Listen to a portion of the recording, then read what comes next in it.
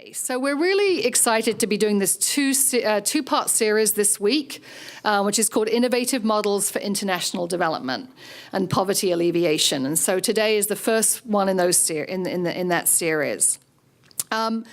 You may or may not know, but 90% of the underserved urban market in East Africa can simply not afford to purchase clean, safe drinking water, 90%. And at the same time, there are other challenges in East Africa, including a lack of meaningful and viable and sustainable employment and business ownership.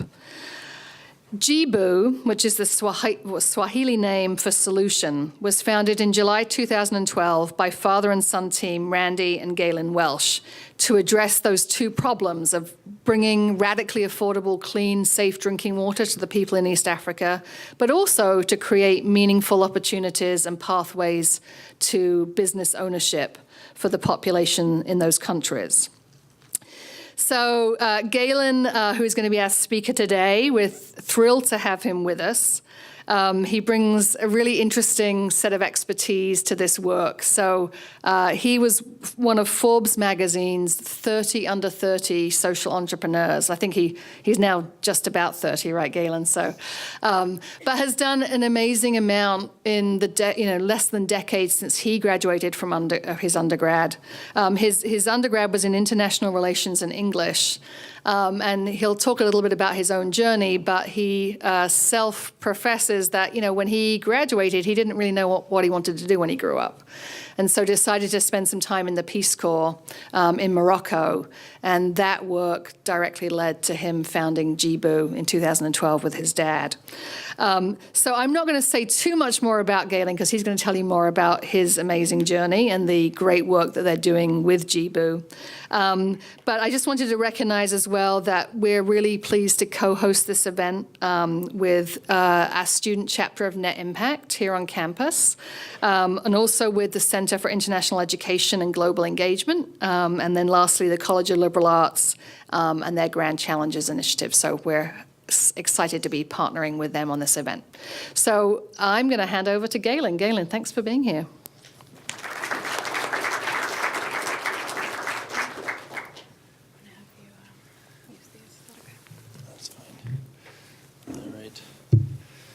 Well, thank you very much, Dr. Wilson and Bill Maddox, for having me here. I think the support they've provided. Can you hear me okay when I'm like this? Or is this too far away? This is like this. Okay, here we go. Back off. I turned it down when you got close. Okay, so this is okay.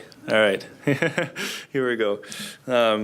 Yeah, Dr. Maddox and Dr. Wilson, I want to thank you very much for inviting me here. I mean, a large part of the reason that the Jibu story is worth telling is because of the support that we've had through the Protégé program with them and the Living Case Study and a lot of the franchise experts that they've connected us with. So thank you very much for inviting me here. Before I talk about Jibu, I want to first back up and talk about why should we care about the rest of the world? And I realize I'm this kind of random guy coming from Kampala, Uganda, and it seems really irrelevant to Durham, New Hampshire. So I want to start with that question first, why care about the rest of the world? And then talk about social enterprise. And I know most of you are probably familiar with the concept of social ventures and social enterprise. But I want to back up a little bit and say, what's the underpinning philosophy behind that, and how do we arrive at social enterprise for global development? And then I'll talk about Jibu and social franchising, and then we'll go into questions. I know some of you prepared questions in advance already, so we'll go through those. So why care about the world outside of New Hampshire? Well, how many of you have lived outside of New Hampshire in the room? How many of you have lived outside of the U.S. so far? Okay, only a handful of you. Okay, so that's that's good to know. So one of the things I want to encourage throughout this is the idea of getting lost. So like Dr. Wilson said, I when I was graduating school, or I guess it started freshman year, but then it got worse until senior year. Every adult would always ask me, well, what are you going to do after you graduate? And it was such an annoying question, because it made me feel really immature for not knowing the answer, and also really unprepared. But I think the real reason it was annoying is because it kind of exposed that I didn't know what I was passionate about. What did I actually care about? And it exposed I didn't know myself very well. So that question in part is what drove me to join the Peace Corps.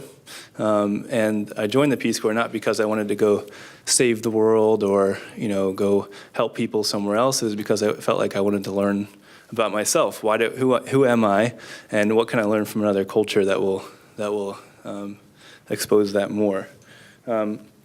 So specifically, the value of getting lost and sort of getting outside of your comfort zone. Like I said, this is the first reason to learn about the rest of the world. It teaches you about yourself.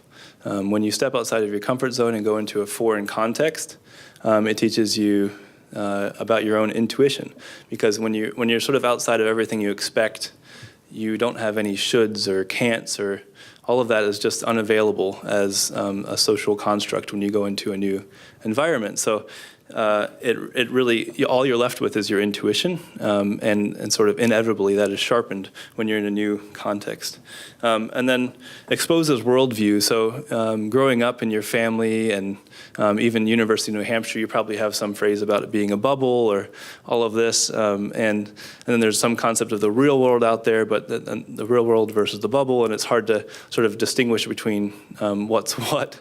But traveling into a new context and allowing yourself to be a foreigner, it allows you to choose which pieces. Well, first of all, it shows you what your worldview is. You're actually not fully aware of what your worldview is, which is sort of a collection of your family life, where you grew up, your University of New Hampshire. It exposes what that is and allows you to pick the pieces that you want to keep, and then embrace new pieces from a new environment that will allow you to, again, identify who you are. And then the last piece is the ideas that you get from being in a new context. So, when you're in a new place, you'll have good ideas, bad ideas, all sorts of ideas all around you. But the common thing between all of these ideas is that they'll be foreign. They'll be new ideas to you. And I think that there's a big difference between sort of reading about information or seeing it on social media versus actually experiencing it. So Socrates also, I've heard, it's speculation that Socrates thought that he was against public education because he felt that if people learned how to read and write, they would come away with the impression that they actually experienced things that they didn't. So he felt like, that not everybody should be educated, should be only for the elite. Obviously, I don't believe that. That's not true. But there is some validity to the idea that you experience something very differently when you're actually in a new context and outside your comfort zone than when you're just reading about it somewhere. And then, this quote is, I believe that everyone sort of has components about how you think and who you are and what makes you up that's genius. And I think that going into a new context is the way that you can really discover that piece within yourself. But the other reason, if you don't buy that whole concept of the value of going outside and getting outside your comfort zone and allowing yourself to get lost in a foreign context, I think eventually where you're sitting, you'll become uncomfortable, and it will sort of feel like you're lost even where you are, because the rest of the world is already here, even in Durham, New Hampshire. So I don't want to talk about globalization and all of that stuff, but I want to talk about two major things that are happening, and one of them is the barriers, or sort of the birth lottery around opportunity and work is no longer as relevant. So as the United States population, we make up 4% of the global population in the world. That's a very small amount, but it used to be that would make up, I don't know what percentage of the opportunity for employment, meaningful employment in the world. Now that's changing because ideas and communication and sort of economy has been flowing across borders for a long time, but we're finally reaching the point where skills and the work needed is specialized enough that the global workplace is becoming more and more relevant. So the birth lottery is no longer determining someone's fate. So even when you applied for to the University of New Hampshire, you were actually competing with other students applying from all over the world. And I think that will continue to happen as you go further and further in your careers, and vice versa. There's opportunities other places too for you. So I'm not trying to be a doomsayer by any means or anything like that. I think it's an incredible thing. The intellectual trade that's happening is a really positive thing. But the point is that I think learning about the rest of the world is becoming more and more needed and more urgent for everyone. And then physically, we're all interconnected too. So things that happen in other contexts will directly impact you and can impact you relatively quickly. So even the cell phones that you have, there's probably about 11 countries where the materials in that cell phone were sourced from. So what happens in Kigali, Rwanda, could directly impact you. Rwanda is the biggest exporter of tantalum, which is a material used in cell phones. So if there was a major catastrophe there, the price of your cell phone could change. And so, anyways, all those pieces. I know there's been talk about globalization for 20 or 30 years, and all this, and then you see everything on social media and sort of in the news, and it feels, at least for me, it always felt a little bit irrelevant, but I think today it's very relevant, and the remote work and the virtual workplace is becoming as common as sort of the physical location that you're working from. So I'll move on to why business for social good. So I guess I want to ask the question: how many people in here would say that you want to change the world and make the world a better place? All right. How many people just want to get rich? Okay, there's a few shy hands going up. There's nothing wrong. There's nothing wrong with either way. But my point is that I think nowadays all of us want to make the world a better place, the majority, and so the question of why use business to do that is something that we've kind of skipped over when we talk about social enterprise a lot of times. So I want to go back to the basics of where we're at and why business to change the world. So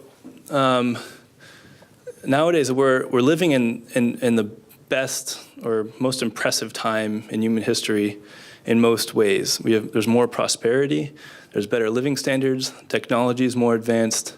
We have,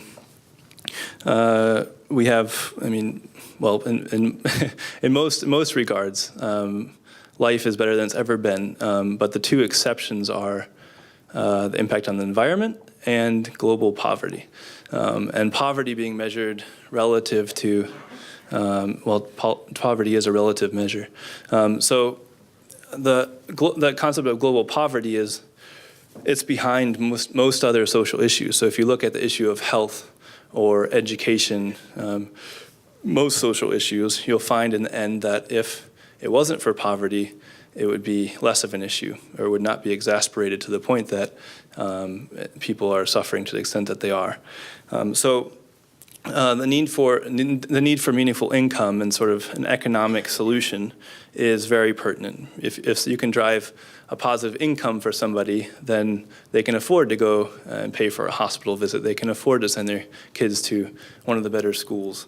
So that's one of the main driving reasons for why business is the fact that poverty is underpinning so many of these other issues that we're facing. Then this other piece, which I think is the one I'm most passionate about, is the independence and social equity that business can provide. So, like I said, with poverty being the biggest issue and inequality sort of increasing all the time, what business, how the philanthropic sector has worked is There's been very successful businesses and entrepreneurs that then take excess capital and donate it back and fund philanthropic efforts. And there's a place for that, and there's always going to be a place for traditional philanthropy and aid in that fashion. But there's been a need for a change because essentially since the 70s, when development aid and development work started happening, there's been $1 trillion invested in development, and poverty is still increasing at the same time. So that dependency that the aid has created has not allowed for the agency and autonomy at the local level, people to make their own decisions and drive their own solutions. And I think, and that's sort of the power that I think one of the benefits business can bring is if the relationship is between an entrepreneur and a consumer, or a founder and a beneficiary, then it's not dependent on donors, and it's less of a top-down relationship and more of a relationship, organically sustaining relationship between consumer and entrepreneur. And one other point too is, I think, I guess when I graduated, I naively sort of didn't realize the power of money and how important money is to getting things done. In a lot of ways, the locus of power sort of focuses on where money is originating from. So no matter what intentions are, if money is contingent on one person or a single actor, then I think in a lot of ways that decision-making, that's also where decision-making lies. So equipping entrepreneurs and small enterprise is a way to shift that locus of power and really put control into an entrepreneur's hands. So another major reason to use business to change the world is scale. So the population of the world is growing, at a phenomenal rate. So if the birth rate that was happening in Kampala of 6.5 children per woman were happening in New York City, I think New York City would probably be up in flames because you couldn't build schools fast enough, we couldn't build hospitals fast enough, the infrastructure just couldn't keep up. So in order to grow organizations and solutions at the same speed as population growth, I think that we need to look at the question of scale. We can't, if we're looking at global development issues, we can't just look at micro solutions. We have to look at things much bigger. So why does business enable that versus philanthropy? Well, if profits are organically, or revenue is organically driving growth, then it's much easier to decentralize a solution. It's much easier to grow it because of the access to capital that you can have. So the philanthropic capital in the world is a very small portion of the total private sector capital available. So if you build via a business model, that potential for growth capital, for growth money, is much greater. And then I think another piece about starting a business too is it gives opportunity for folks from all different sectors, all different parts of the world to engage, because in some way, if you can pay talent or motivate talented people to come on board, then that also affects your scalability in a big way. And I'll explain this last point a little bit more when I talk about Jibu, and as far as how we've been able to expand into new markets. We wouldn't have been able to sort of convince people to come on board just on the basis of our mission. We have to say, no, if you do this, you can also drive a livelihood for yourself and your family and your community. So now I'll get to Jibu.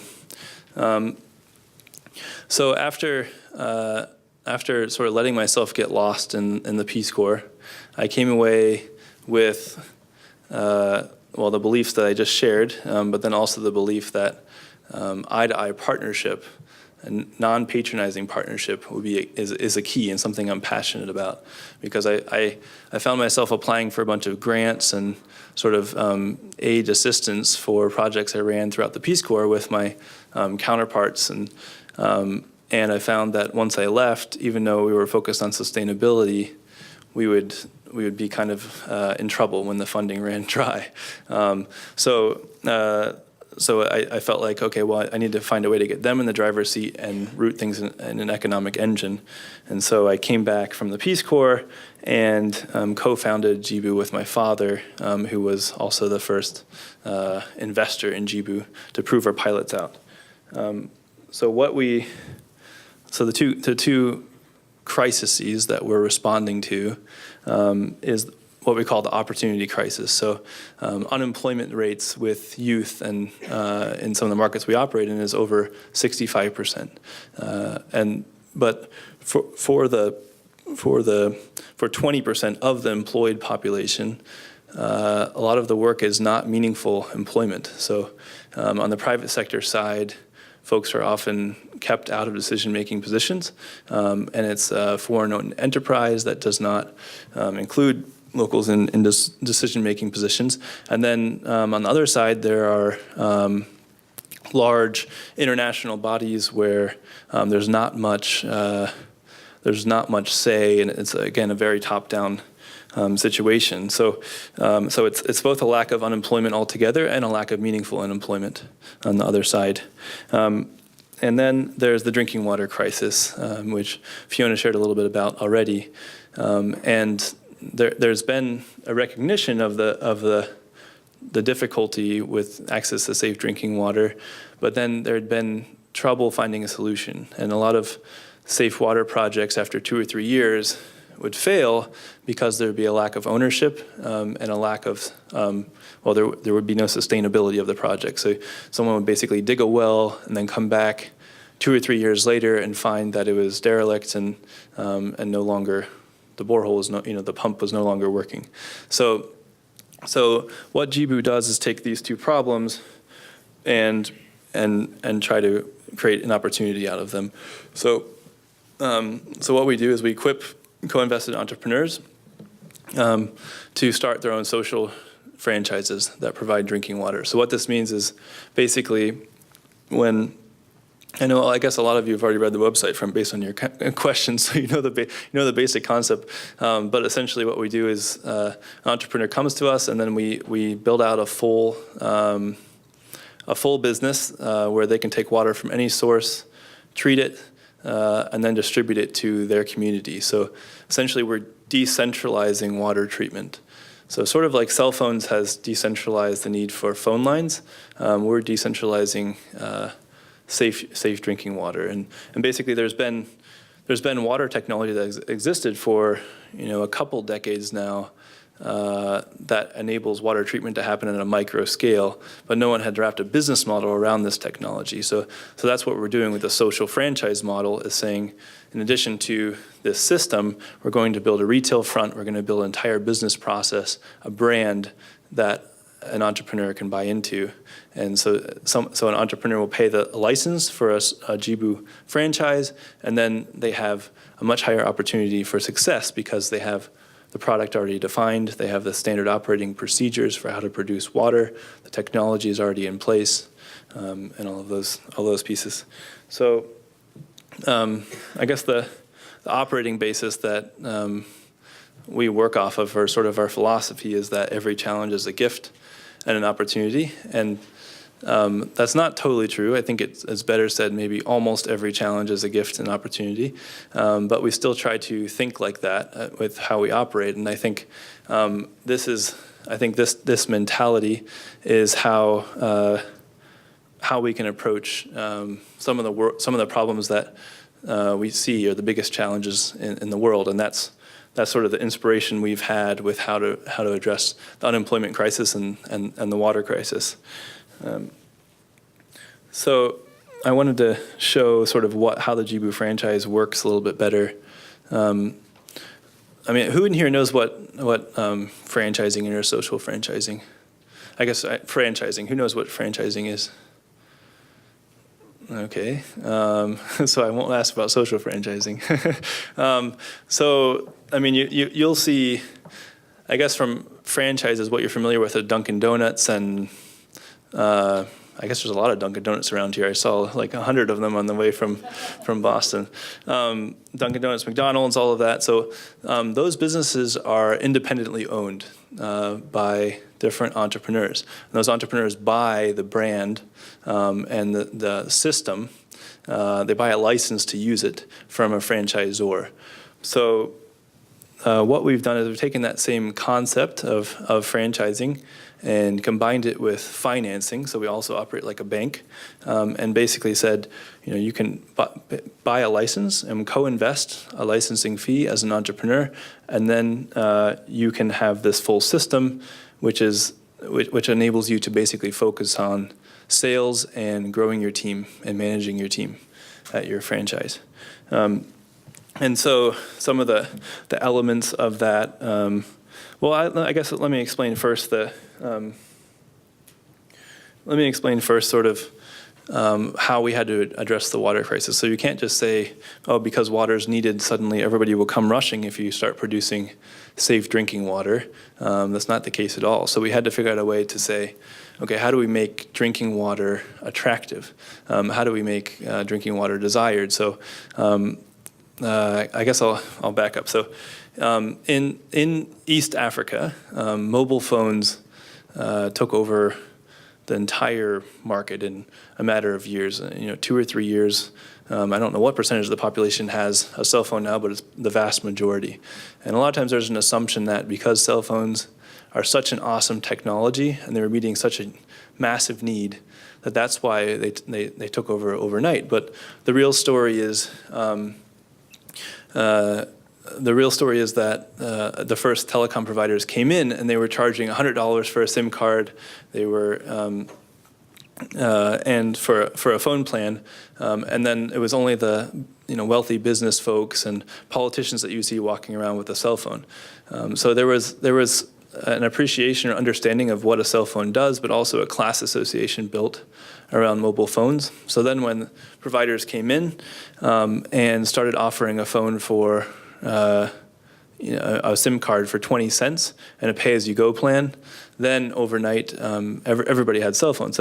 So in the water sector, similar things happen. So there's been bottled water for a long time, and essentially there's an appreciation of bottled water, but it's never been affordable to most folks. So what we've done is package the water in these reusable bottles. So it's a 20-liter bottle with a tap, and that way it clearly establishes the value proposition. It clearly establishes the value proposition for your customers, and it makes it different than just if you're paying for water out of the tap, which you may or may not have been paying for previously. So that concept of being aspirational is really important to defining it.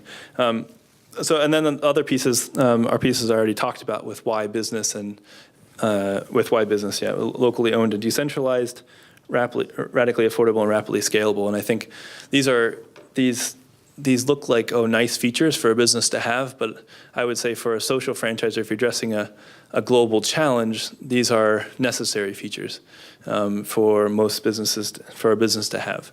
That's addressing one of these global challenges.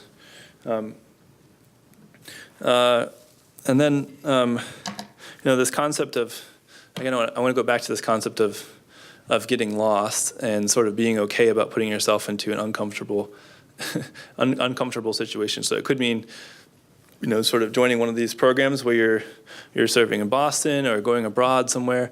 But I think the value of just committing to putting yourself outside your comfort zone is enormous. And I think what you'll find is that you'll rise to the challenge and you'll discover pieces about yourself that you didn't otherwise realize. This Steinbeck quote, which I edited to make gender neutral because he was, I guess he was a bit of a sexist, but it's the nature of human derived greatness if it's expected of him or her. And we've seen that that's true as we've run Jibu. We have folks coming in that have very little education and don't have a background where they would be successful at this type of thing. And we've said, we believe in you. You can take the reins, take this business, serve your community, and they've been very successful and have risen to that challenge. So I think it's just it's one of the components of social franchising that is really compelling to me. And I think social franchising just sounds kind of like maybe jargon or something to everyone, but really what it's doing is really equipping folks to focus on what they're good at by clearly defining a product and system so that they can focus on managing a team and growing a business. So last thing I want to say before we go over some of these questions is, again, just have the courage to get lost, have the courage to go out and get to a place where you have never been before, and actually submerge yourself in it. So I think just experiencing something by reading about it or seeing it somewhere, or hearing about it, is not enough to really learn about a new place, and more importantly, to learn about yourself. So that's the last thing I want to say before I ask for any questions. And in the questions, I guess I can explain Jibu in more depth too as we go through the questions, since I didn't go into as much detail.